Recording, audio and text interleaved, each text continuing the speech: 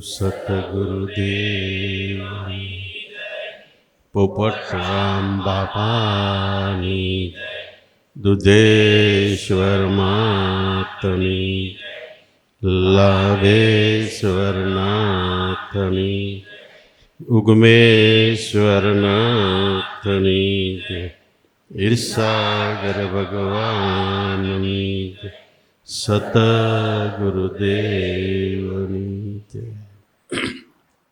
શાસ્ત્રોમાં ઘણે ઠેકાણે એવો ઉલ્લેખ છે કે અમુક ઋષિમુનિઓ અમુક મહાપુરુષોને ગર્ભ જ્ઞાન હતું, એટલે માતાના ગર્ભની અંદર જ્ઞાનના પાઠ ભણ્યા હતા. પણ ખરેખર એનો અર્થ સાવ નાની ઉંમરમાં જગત સામે જોયા વગર સંસારના સુખોનો ત્યાગ કરીને ખાવા પીવાના, હરવા ફરવાના, અત્યારે મોજ શોખના પુષ્કળ સાધન છે, એ તરફ જોયા વગર નાનપણથી સદગુરુ સંતોની સેવામાં, સત્સંગમાં, ગાવા વગાડવામાં કે ભક્તિના કોઈ પણ માર્ગની અંદર ધ્યાન આપ્યું, એને જ્ઞાન થાય છે, એને ગર્ભ જ્ઞાન કહેવાય. આવું ગર્ભ જ્ઞાન કોને થાય છે? અમારા ગામની અંદર બાપાના સત્સંગની અંદર એક સગનભાઈ કરીને આવતા, એક બાઘાભાઈ કરીને આવતા, એક લાધાભાઈ કરીને આવતા, એવા 5-6 પુરુષો આવતા. સ્વભાવના અતિ પવિત્ર, નિર્મળ, બિલકુલ ખટપટ નહીં. અત્યારે એ સમય છે, અને એવી રીતે આવતા કે કાંઈ પણ જોયા વગર ગાવાનો સમય આવે ત્યારે ગાય, વગાડવાનો યોગ હોય તે વગાડે, અને બાકી બાપા જે કહે એ સાંભળીને એ પ્રમાણે વર્તમાન રાખતા. વર્ષે 2 વર્ષે ક્યારેક બાપા અમુક પ્રસંગ યાદ કરે તો એ 4-5ને ફટોફટ યાદી આવી જતી. પછી એક ભાઈએ બાપાને કીધું કે આ બધાયનું કેટલી સુંદર કમાઈ છે, અને કેવું નિર્મળ પવિત્ર હરીફાઈ વગરનું જીવન છે, કેટલા ગુરુ આજ્ઞામાં લીન છે. ગુરુ આજ્ઞામાં લીન એનો દાખલો કહું કે બાઘાભાઈ હતા, એના મામા એ ગીગા બાપા હતા દેવળકી. એ મામા છેલ્લી અવસ્થામાં બીમાર પડ્યા એટલે બાઘાભાઈને બોલાવ્યા કે તું ભાણા એકવાર મને મળી જા, મારી છેલ્લી અવસ્થા છે. બાઘાભાઈ ત્યાં ગયા. રાત્રે 2 એકલા હતા, સેવા કરતા હતા, અને એમાં ગીગા બાપાએ બાઘાભાઈને પૂછ્યું, તે ઉપદેશ બોધ લીધો છે? એટલે કે નહીં. ગોડ બાપાના સત્સંગમાં તે ઉપદેશ નથી લીધો તો કે નહીં. મેં કોઈ દી પૂછ્યું નથી અને બાપાએ કોઈ દી કીધું નથી. કે હું તને મને મારી એવી ઈચ્છા છે કે મેં કોઈને ઉપદેશ આપ્યો નથી, અને એ અધિકાર છે એ બહુ કઠણ છે, અને એ મળ્યા પછી જીરવો એ પણ બહુ કઠણ છે. ઘણાને એમ થાય કે આપણને આ પદ મળી જાય, બહુ કઠણ છે. તો કે હું તને એકને કહેતો જાઉં છું, પણ કહેતો જાઉં છું. એ બાઘાભાઈએ સવાલ કર્યો કે તમે મામા કહો એ બરોબર છે, પણ તમારે હવે જાજી વાર નથી, તમે કહો છો પછી મારે પૂછવાનો સવાલ આવે, સદગુરુ શરણની જરૂર પડે તે હું ક્યાં જાઉં? તો ગીગા બાપાએ કીધું જો ભાઈ વાણા, બરોબર કાન ખોલીને સાંભળી લે, તને મહામંત્ર આપું છે એમાં બધું આવી ગયું. ક્યાંય રખડવાની, ક્યાંય ભટકવાની, ક્યાંય જાળા ઝાખરા આટવાની જરૂર નથી. છતાંય તને એક આજ્ઞા કરતો જાઉં છું કે પોપટ બાપાના સત્સંગમાં જાસ તો એ શરણ ક્યારેય મૂકતો નહીં. મારી જગ્યાએ એને માનજે, અને મારા ગુરુ ગીગા બાપા છે એમ તારે કહેવાની જરૂર નથી. ત્યાર પછી બાઘાભાઈએ એના જીવનના 25 વર્ષ કાઢ્યા છે. ક્યારે ગુરુમાં જે કીધું એને ઘણું વર્તમાન કીધું તું બાપા પ્રત્યે, એમાં ક્યાંય એક દોરાવા ફેર ન પડવા દીધો. અને બધાને એમ હતું બાપા બાઘાભાઈના ગુરુ પોપટ બાપા છે. પણ છેલ્લે જ્યારે એ દેહ મુક્ત થયા ફૂલ સમાધિ આપવાની થઈ, એના વાયકમાં બાપાએ લખ્યું કે બાગારામ ગુરુ ગીગારામ. તો એ બધા કે આના ગુરુ ગીગારામ બાપા, તો કે હા. તઈ ખબર પડી કેટલું ગુરુ જ્ઞાનમાં નિષ્ઠા, વિશ્વાસ, શ્રદ્ધા, ભાવ, પ્રેમ, અને છેલ્લે કહી તો ગંગા સતીએ કીધું એમ ગુપ્ત હતા. તો બાપાએ એ સવાલ ત્યારે થયો. ત્યારે એક ભાઈએ પૂછ્યું, બાપા આવું કાયમ રહેશે? બાપા કે નહીં, હવે પછી સમય નબળો આવશે એટલે સદગુરુ સામે નોરિયા ભરાવશે અને ડોળા કાઢશે. એનું કયું નહીં માને. એ કહે પણ આ વસ્તુ નહીં માનું, ત્યાં આ ડોળાઈ કરશે. છતાંય ત્યારે ભાઈએ પૂછ્યું કે બાપા તો કે તો જ એને કેવલ જિંદગીના છેડા સુધી સદગુરુમાં વિશ્વાસ હશે, શ્રદ્ધા હશે, ભાવ પ્રેમ હશે, અને ક્યારેય વચન ઉત્થાપશે નહીં, એને બીજે અવતારે ગર્ભ જ્ઞાન થાય. આ 4-5 નામ લીધા. એને વિશે એક ભાઈએ પૂછ્યું એટલે બાપા કહે એને બીજે અવતારે ગર્ભ જ્ઞાન થાય છે. જેના વિચારમાં કોઈ દિવસ સદગુરુ પ્રત્યે એક પણ ભાવનો ભંગ નહીં. બીજે અવતારે એને ગર્ભ જ્ઞાન એટલે નાનપણથી જ જ્ઞાન થાય છે. ઘોડિયામાં રમતો હોય એની રેણી કેણીમાં એના વર્તમાનની અંદર ફેરફાર હોય છે. શેરીમાં રમતા હોય છોકરા, તો અમુક છોકરા ગાળિયું ઠપકારતા હોય, અને અમુક છોકરા એવા શબ્દ બોલતા હોય કે આપણને એમ થાય કે આ શબ્દો આની પાસે આવ્યા છે ક્યાંથી?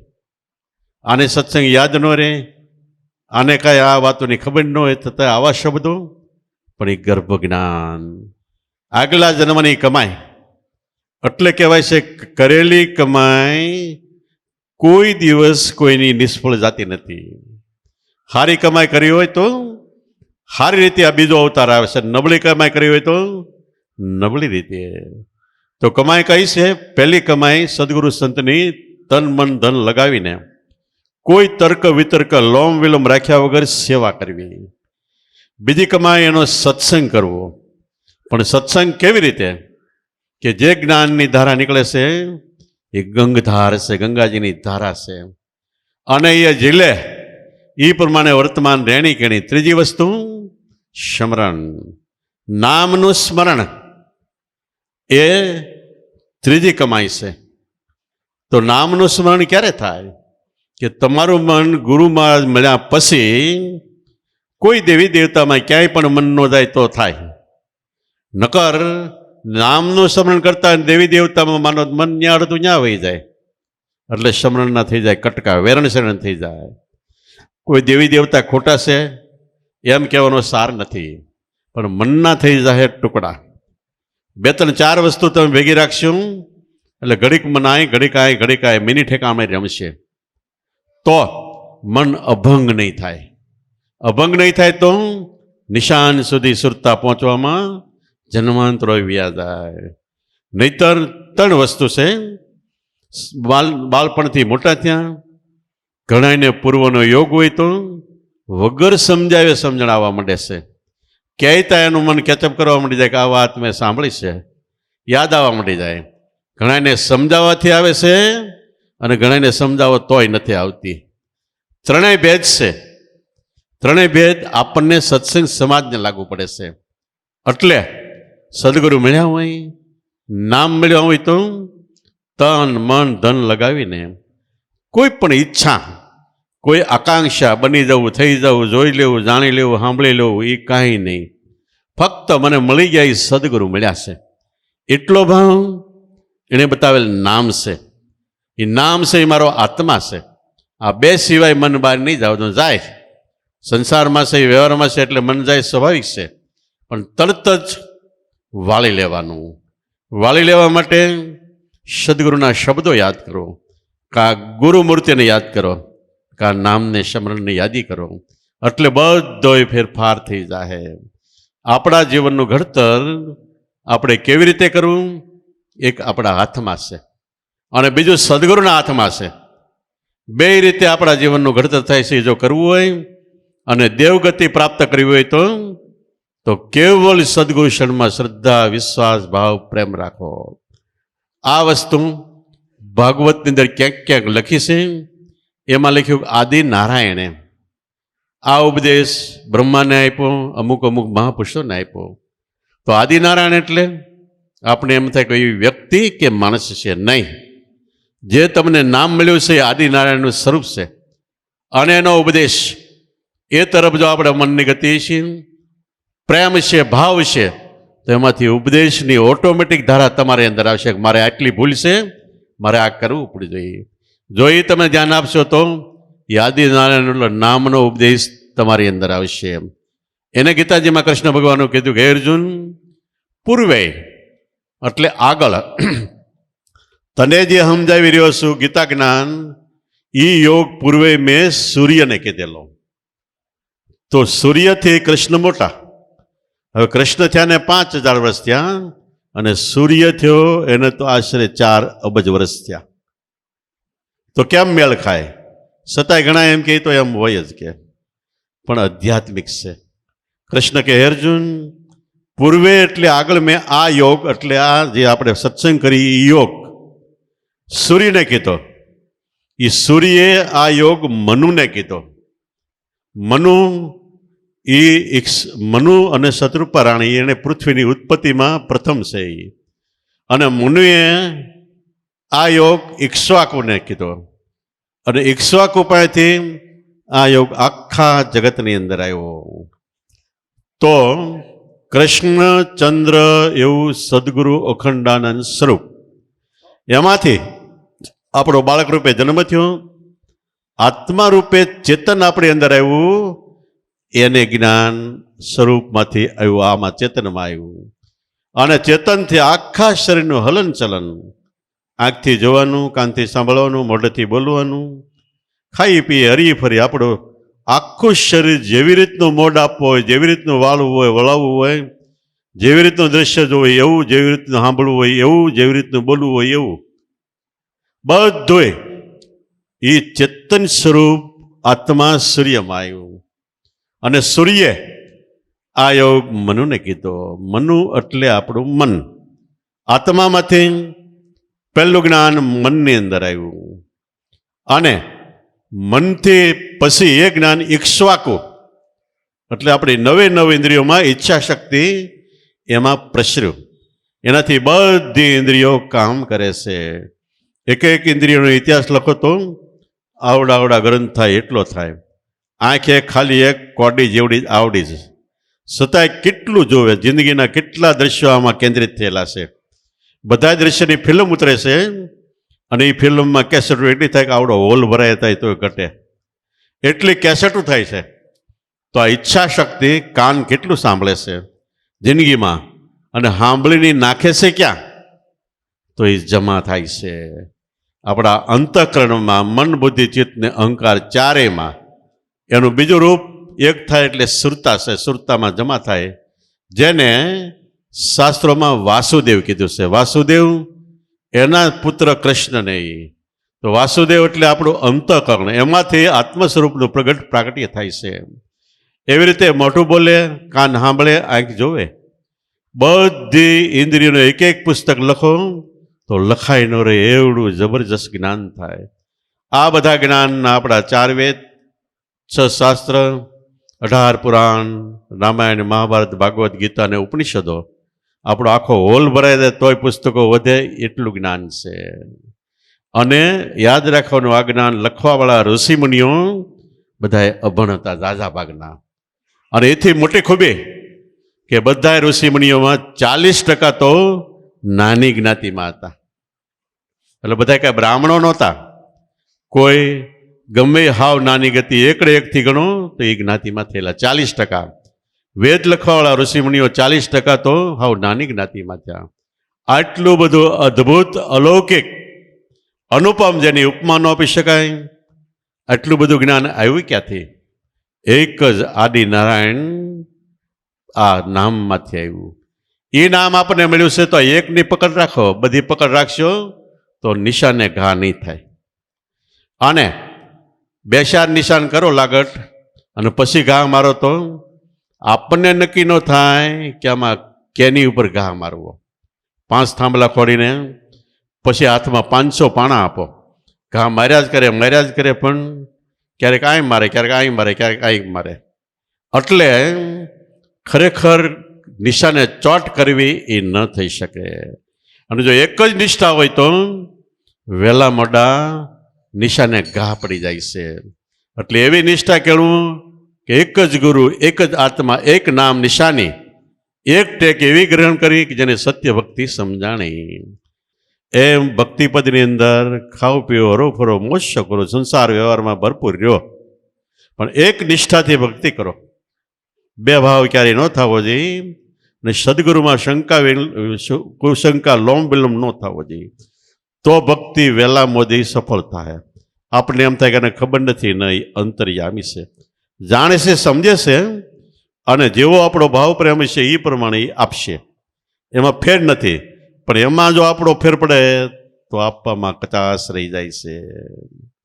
એટલે એવી રીતે શીખો તો ગુરુ જ્ઞાન અંતરમાં શીખો. એ જ્ઞાનથી ભવસાગર તરાય છે.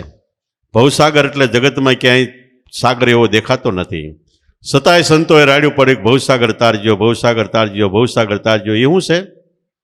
આપણા શરીરની 9-10 ઇન્દ્રિય થાય. ઇન્દ્રિયો 10 છે, એમાં 3 ડબલ છે.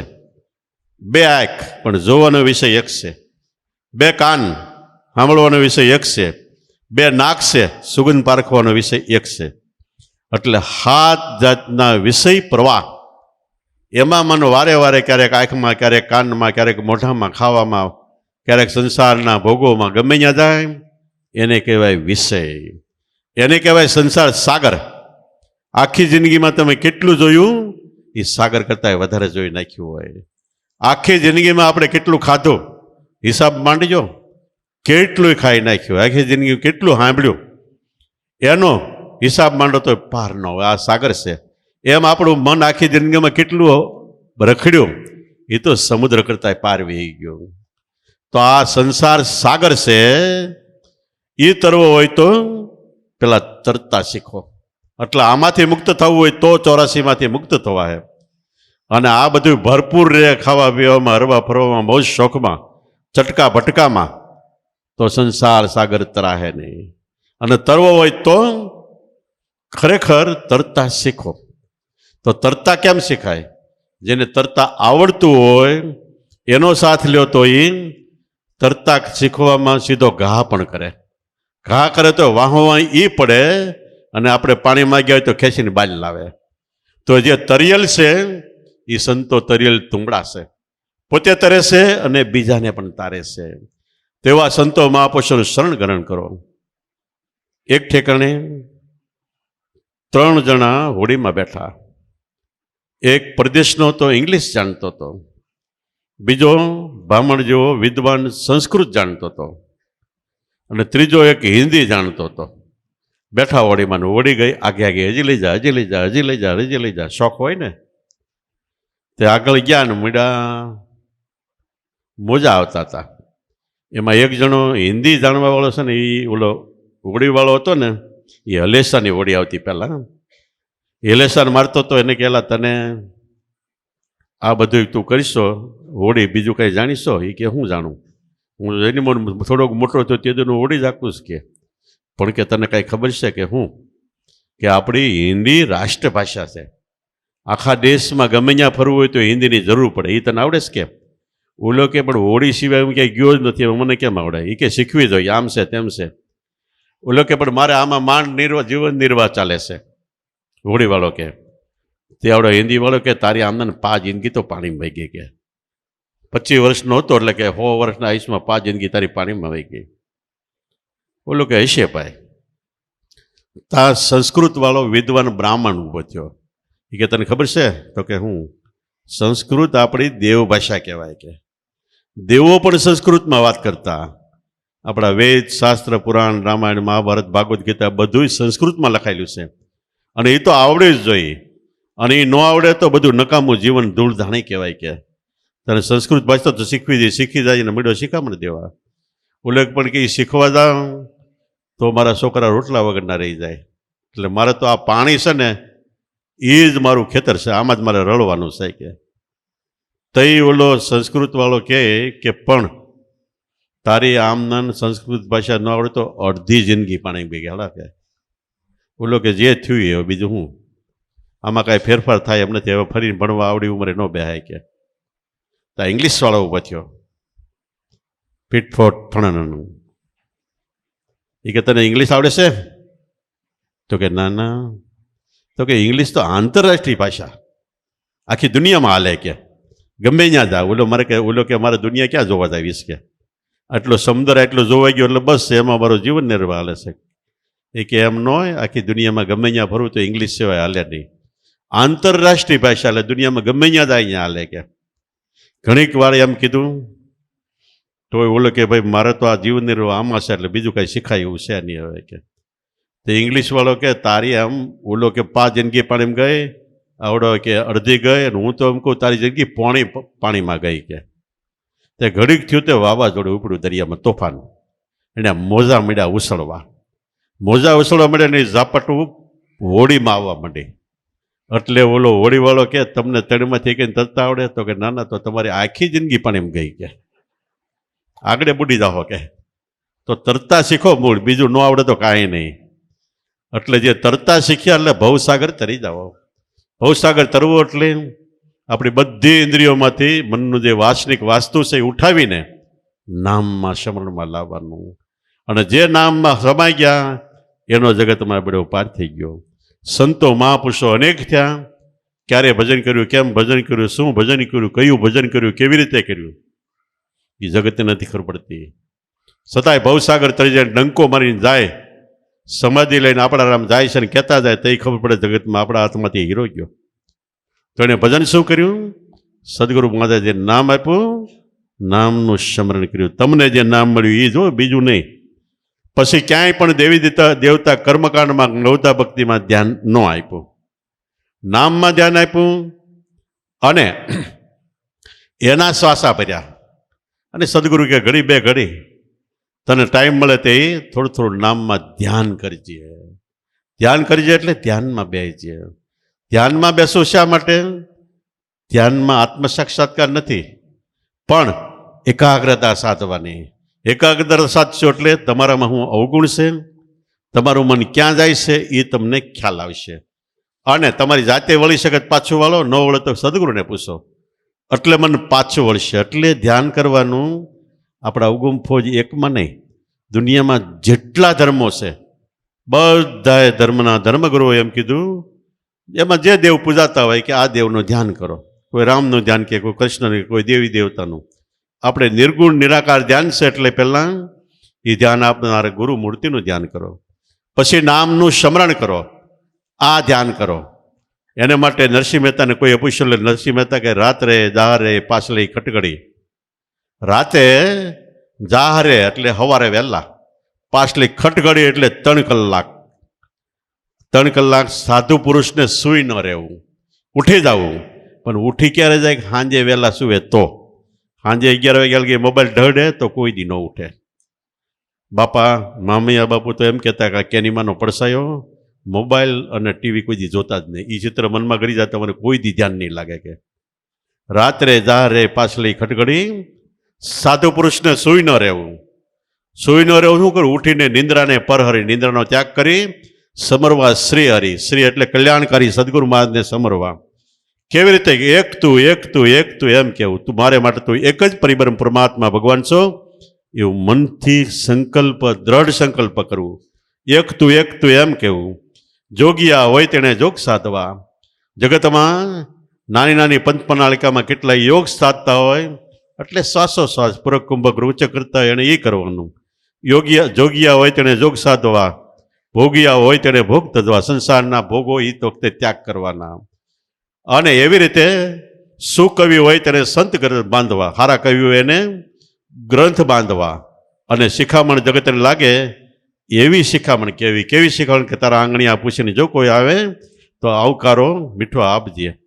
એવા કાવ્યો છે જેનાથી આપણા વર્તમાનનું બંધારણ નક્કી થાય. એવા સુકવિઓ એને સદગ્રંથ બાંધવા. વેદિયા હોય અને વેદ વિચારો, વેદ ગાતા હોય અને વેદનો વિચાર કરો કે આ વેદમાં તત્વજ્ઞાન શું છે. તો કે તત્વજ્ઞાન તમારો આત્મા છે, વેદ વિચારાવા. વેદિયા હોય તેણે વેદ વિચારવા. પતિવ્રતા નારીએ કંથને પૂછવું, કંથ કહે તે શીશ ધરવું. આપણે આપણા ધર્મ સંભાળવા કર્મનો મર્મ લેવો વિચારી. આપણો ધર્મ કયો છે કે આપણી ફરજ માણસ તરીકે જન્મીને કઈ છે કે તનતોડ મહેનત કરો, માતા પિતાની સેવા કરો અને વધે એટલા સમયમાં સત્સંગ કરો. આ પહેલી ફરજ છે. બીજી ફરજ, જો સદગુરુ મળ્યા હોય તેમાં ભગવાન ભાવ નક્કી કરીને તન મન ધનથીની સેવા કરો અને એ જે યોગ ધ્યાન બતાવે ધ્યાનમાં ધ્યાન આપો. તો આપણે આપણો ધર્મ સંભાળવો, કર્મનો મર્મ લેવો વિચારી. આપણે જે કર્મ કરી છે યોગ્ય છે કે નહીં એનો મર્મ લેવો વિચારીએ. આવી રીતે નરસિંહના નાથને સ્નેહથી સમરતા ન આવે જન્મ મરણની ફેરી. નરસિંહ મહેતા કે મારા નાથ એટલે સદગુરુને. જ્યાં જ્યાં વાણીમાં નાથ કે મારા ભગવાનનો શબ્દ આવ્યો ને સદગુરુ, બીજું કોઈ નહીં. કોઈએ કીધું દાસી જીવન સંતો ભીમને શરણે અને કોઈ એમ કરી દીધું મારા ભગવાનને શરણે. નરસિંહ મહેતા કે મીરાબાઈ કે ગિરધર નાગર ગુણ. ગીર એટલે દેહ ધરણને ધારણ કર્યું એ આત્મા. નાગર એના ગુરુમાં જ હરિદાસ સમાજની હાક નાગર હતી એટલે નાગરને શરણે એમ લખ્યું. તો એવી રીતે જે મહાપુરુષોએ ગુણાનુવાદો ગાય છે ભગવાનને નામે એ ભગવાન રૂપ ગુરુમાં સંબોધીને ગુણાનુવાદો ગયા છે. આપણે કબીર સાહેબ હતા, સુરદાસ હતા અને તુલસીદાસ હતા. ત્રણેયની વેળા એક વેળા એટલે સમય. સુરદાસ પહેલા કૃષ્ણને ભગવાન તરીકે માનતા, પછી ગુરુમાં જ મળ્યા એટલે એને પછી ગુરુમાં જ ને કૃષ્ણ રૂપે માનતા અને એને મનમાં નક્કી કર્યું કે મારે 1.25 લાખ પદ લખવા છે કૃષ્ણના, પણ ગુરુ મહારાજના એમ કૃષ્ણ રૂપે રાખીને 1 લાખ પદ લખ્યા, દેહ છૂટી ગયો. એ 1 લાખ પદનો થપ્પો પડ્યો હતો નક્કી કર્યું. એની ઉપર ભગવાન પોતે આવીને 25,000 પદ લખી ગયા. ભક્તની ઈચ્છા હતી કે 1.25 લાખ પદ લખવા, એ 25,000 પદ ભગવાન લખી ગયા. 1 લાખ પદની અંદર સુરદાસ બોલ્યા એમ લખ્યું છે અને 25,000 પદ ભગવાન લખી ગયા. એમાં સુર શ્યામ, સુર એટલે સુરદાસ અને શ્યામ બે ભેગા મળીને લખ્યા. એવી રીતે તુલસીદાસ એને રામમાં ભાવ હતો, જોકે પેલા બીજે ભાવ હતો પણ એની પત્ની એક મેણું માર્યું એટલે પાછા વળીને રામમાં ભાવ લાગ્યો. એટલે આત્મા રામ રૂપે સાક્ષાત્કાર થયો. એના ગુરુમાં નર હરિ અમીન હતા. એટલે એણે આખી આ રામાયણ લખી જે રામચરિત માનસ કહેવાય છે. એ રામાયણ લખી અને કબીર સાહેબે પોતાના તત્વમાં વધારે ભાવ હતો એટલે 21 શ્રેણી 21 પ્રકારના વિષયોનું એણે જ્ઞાન એના પદોમાં લખ્યું. પણ ત્રણેયનો કહેવાનો સાર એક જ છે, તમે તમારા આત્માને ઓળખો. ગમે એ રીતે કહો પણ છેલ્લે વળી વળીને બધાને ત્યાં જ જવાનું છે. તો બધા સંતોએ નોખા રૂપે લખ્યું છે, પણ આપણા મહાપુરુષે નોખા નખોને એક રૂપ આત્મામાં સમાવીને ડાયરેક્ટ સીધું આત્મા જ્ઞાન કહેતું છે. એટલે સીધું જ આપણે પી શકીએ એવું જ્ઞાન છે. કેવી રીતે સીધું? એક આંધળો હતો. આંધળાને દેખતા પૂછ્યું તારેલા દૂધ પીવું છે? એ કે હા. તો કે આંધળો કે દૂધ કેવું હોય? એટલે તને ખબર નથી કે ના હું જન્મથી આંધળો, દૂધ કેવું એ ખબર ન હોય. તો કે દૂધ ધોળું હોય. એ કે ધોળું કેવું? એ મેં આંધળો છું એટલે મેં થોડું ધોળું પીળું કાંઈ જોયું હોય. કે ધોળું બગલા જેવું હોય. આવડો કે પણ બગલો જ હું આંધળો મેં નથી જોયું. કે બગલો કેવો હોય? એટલે દેખતા એ આંધળાનો હાથ પકડ્યો અને આમ હાથ રાખ્યો, જો આ ફેરવ્યો, આમથી આમ આવો બગલો હોય. એટલે આંધળો હું કે આવું 3 વકું જ્ઞાન મને ગળે ન ઉતરે. સીધું એમ કીધું હોત કે પ્રવાહી હોય ને પાણી જેમ પીવાય તો ઉતરી જાય. એમ આપણા મહાપુરુષો જે કહે છે સીધું પ્રવાહી પાણી રૂપે ગળે ઉતરી જાય એવું જ્ઞાન કહે છે. પણ પકડ જો આપણી મજબૂત થાય તો કામનું છે, અને પકડ મજબૂત ન થાય તો નથી પીવું તો ગળે ઉતરે નહીં. એટલે શું કરવું? આપણા હાથની વાત છે. મહાપુરુષો તો એક દાખલો કે એક વાણી કે એક સાખી કે બીજી કે ત્રીજી કે, હું કામ કે આપણું મન એકાદ સાખી શબ્દથી સમજી જાય એટલા માટે. પણ ન સમજત નોય સમજાય. અર્જુનને કહેતા કૃષ્ણ ભગવાને 18 અધ્યાય એટલે 18 પાઠ ભણાવ્યા. 18મેં પાઠે અર્જુનનું મન સમજી ગયું અને એકવાર બાપા કહેતા હતા કે 5મે પાઠે સમજી ગયો તો અધ્યાય ગીતા 5મા પાઠે સમજાય, 5 જ અધ્યાયની ગીતા હોત ને પછી 18થી ન સમજાણું તો 19માં 20માં લાગડ અધ્યાય વધતા જ જાત કે. એમ આપણે માટે ગીતા જ્ઞાન ક્યારે પૂરું છે? ગુરુ વચનમાં સદગુરુમાં મન ખોવાઈ જાય ત્યારે, આપણે સદગુરુમાં સમાઈ જાય ત્યારે. સમાઈ ગયા ક્યારે ક્યારે કહેવાય? આપણે વિચારથી, આપણા મનથી, આપણી રેણી કેણીથી, આપણા વર્તમાનથી સદગુરુથી સહેજે મન ફંટાય નહીં, જિંદગી ભર વિપત પડે પણ વણશે નહીં, દુઃખ પડે પણ વણસી ન જાય, ફેરફાર ન થાય તો સમજી ગયા કહેવાય, તો આપણને ગળે વાત ઉતરે. એવી રીતે આત્મજ્ઞાન તો ખાવ ટૂંકું ટસાય છે, શબ્દ સુરતા એક થાય એટલું છે, અને સમજાવવા માટે ગ્રંથો લખો તો પૂરું ન થાય એટલું છે. પણ આપણે જેવી પ્રેમ અંતરને લગ્ની છે, એક ગુરુમૂર્તિ સિવાય કાંઈ નહીં, તો ટૂંકું ટસમાં સમજાય જાય એમ છે. અને ન્યા તર્ક વિતર્ક કરી, ન્યા આપણે મનનો કસ મારી તો સમજતા બહુ વાર લાગે, જન્માંતરો વ્યા જાય છે. એટલે શ્રીજી મહારાજને હરિભક્તે કોઈએ પૂછ્યું કે ભગવાનનું ધામ, તમે અક્ષરધામને આ ત્યાં કયો છો, એ કેટલું આગું છે? શ્રીજી મહારાજ કે 12 ગોતવા જાવ તો કરોડો યોજન, એક યોજન એટલે 4 ગાંવ થાય, 12 કિલોમીટર. કરોડો યોજન થઈ જાય તોય પુગાય કે નોય પુગાય. અને એ સરનામું ગીરસ તો તમે જડે કે નોય જડે. અંતરમાં ગોતો તો નજીકમાં નજીક છે. એમ ભગવાન ઈશ્વરનું સ્વરૂપ છે અક્ષરધામ. ક્ષર એટલે નાશવંત અને અક્ષર એટલે જેનો નાશ નથી. ક્ષર એટલે દેહ અને અક્ષર એટલે આપણો આત્મા. તો 12 ગોતવા જાઓ તો દેવી દેવતામાં, કર્મકાંડમાં તો કોઈ દી આરો આવે કે નોય આવે. આપણે ઘણી વખત કહીએ છીએ ને, કરોડ કામડિયા. કામડિયા એટલે કર્મવાદીઓ. કેટલાય કર્મ કરીને થાકી જાય તો એને ઈશ્વર ભગવાન હાથમાં નથી આવતા.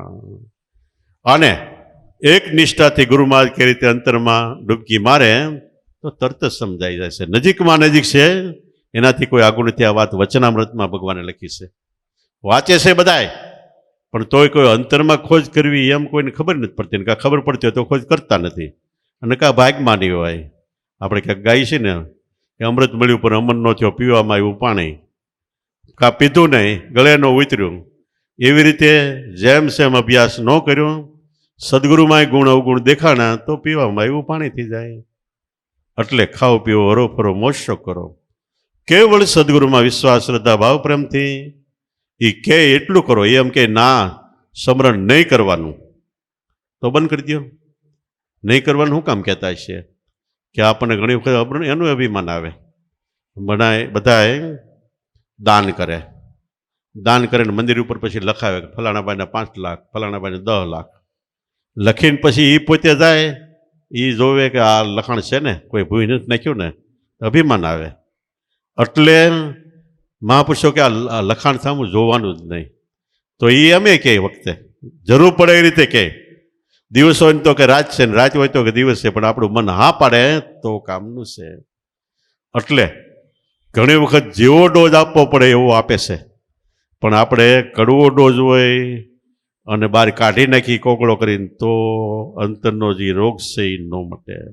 અને કેવો ડોઝ આપવો એ સદગુરુ સફળ હોય જ છે, એને ખ્યાલ આવે છે. એટલે એ ડોઝ આપે એ પી જાય તો જીવન ધન્ય બની જાય અને બેડો પાર થઈ જાય છે. બોલો સતગુરુદેવની,